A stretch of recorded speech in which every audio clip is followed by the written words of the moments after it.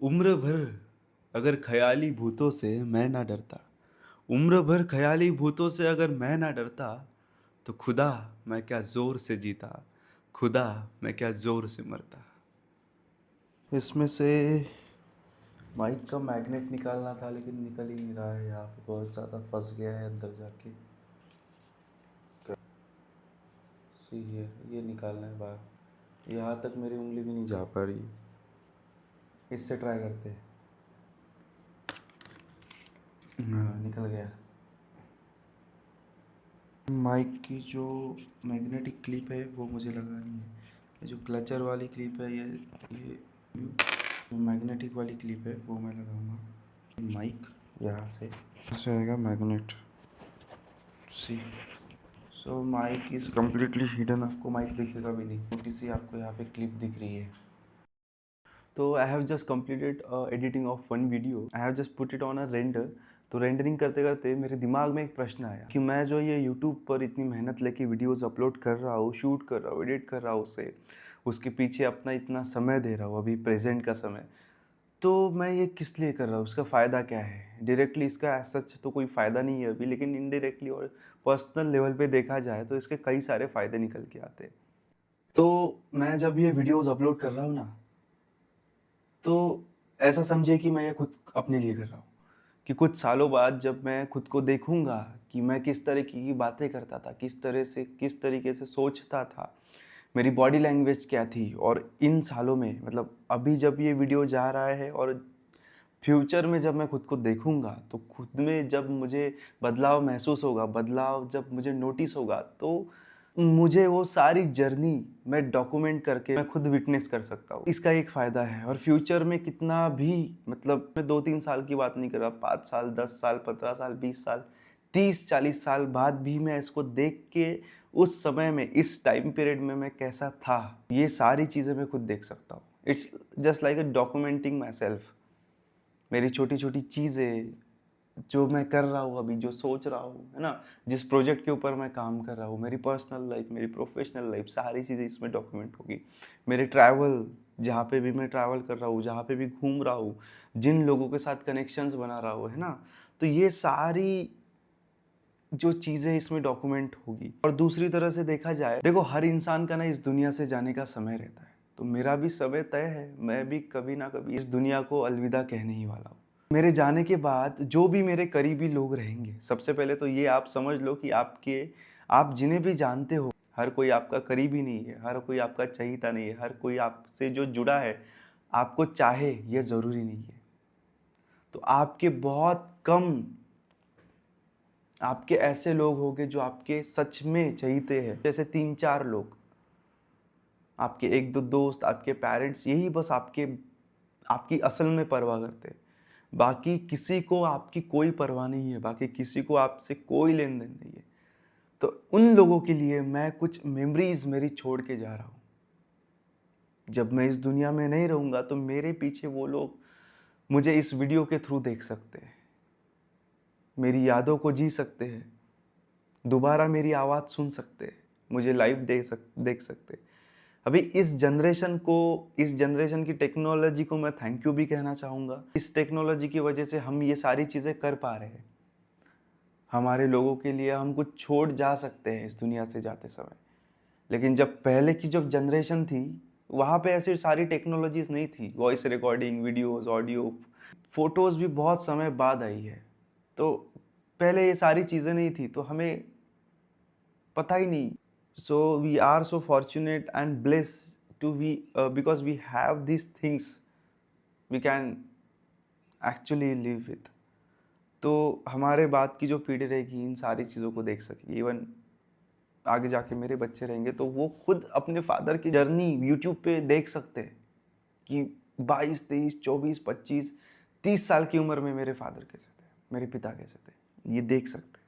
तो उनके लिए कुछ चीज़ें हैं। आप खुद सोचिए ना कि आपको आपके पिता का नाम पता है, दादाजी का नाम पता है, परदादा का भी नाम पता हो, लेकिन उनके पिता का, उनका नाम, चेहरा आपको पता है कुछ? नहीं ना। So we are so fortunate, so blessed कि इस जनरेशन में हम पैदा हुए, जिस जनरेशन में ये सारी टेक्नोलॉजी है। आगे जाके फ्यूचर में मेरे बच्चे जब पूछेंगे कि मेरे दादा कैसे दिखते थे, मेरे पिता कैसे दिखते थे, कैसी बात करते थे, कैसे रहते थे, they are just a link away. उनको बस ये यूट्यूब चैनल या वीडियो के लिंक भेजने की, देखो ऐसे ऐसे वो थे। So they can also live this time by watching this video in future. आप सोचिए। और ये यूट्यूब वीडियो बनाने से ना आपके बहुत सारे कंसेप्ट क्लियर होते हैं। वो आपने सुना होगा ना कि to teach is to learn twice. जब आप एक बार सिखाते हो ना तो आपका 2 बार पढ़ना होता है। एक बार जब आप खुद पढ़ते हो और किसी को सिखाने के लिए आप अश्योर होते हो कि इसको कहीं मैं गलत ना सिखा दूँ, तो उसके लिए आप फिर से पढ़ते हो, फिर से प्रिपरेशन करते हो, फिर से रिवाइज करते हो।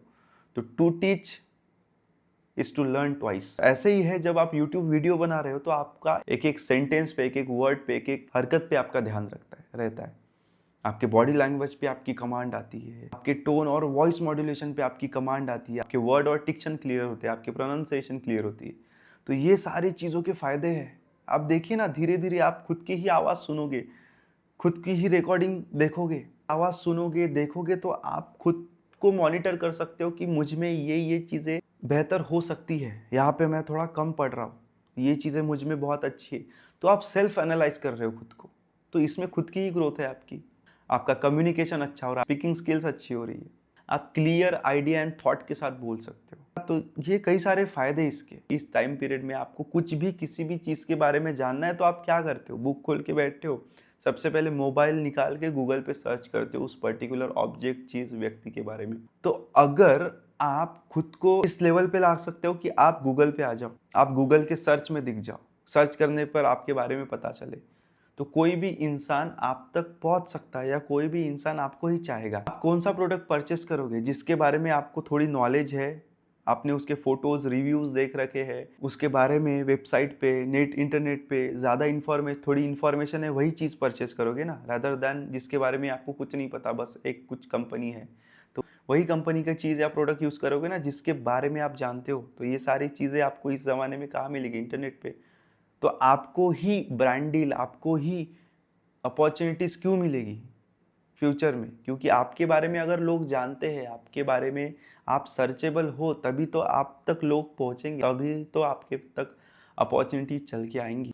अपॉर्चुनिटीज़ किसी भी रूप में कैसे भी आ सकती है। You have to keep yourself prepare always, क्योंकि सक्सेस तभी हासिल होती है व्हेन अपॉर्चुनिटी मीट्स प्रिपरेशन। नहीं तो आपके सामने हज़ारों अपॉर्चुनिटीज़ आए, but if you are not prepare, वो तो अपॉर्चुनिटी आके चली जाएगी, because you are not prepare, so you will not participate in that, है ना। तो आपको तो प्रिपेयर रहना पड़ेगा ना उसके लिए। तो इस ज़माने के हिसाब से प्रिपेयर रहना सीखो। वो चला गया वो ज़माना कि मैं नहीं बोलता ज़्यादा, मैं एक्सप्रेस नहीं करता खुद को, मुझे ज़रूरत नहीं इस डिजिटल प्लेटफॉर्म पे आने की। नहीं भाई, फ्यूचर इसी चीज़ का है, तो आपको खुद को अपडेटेड रखना पड़ेगा।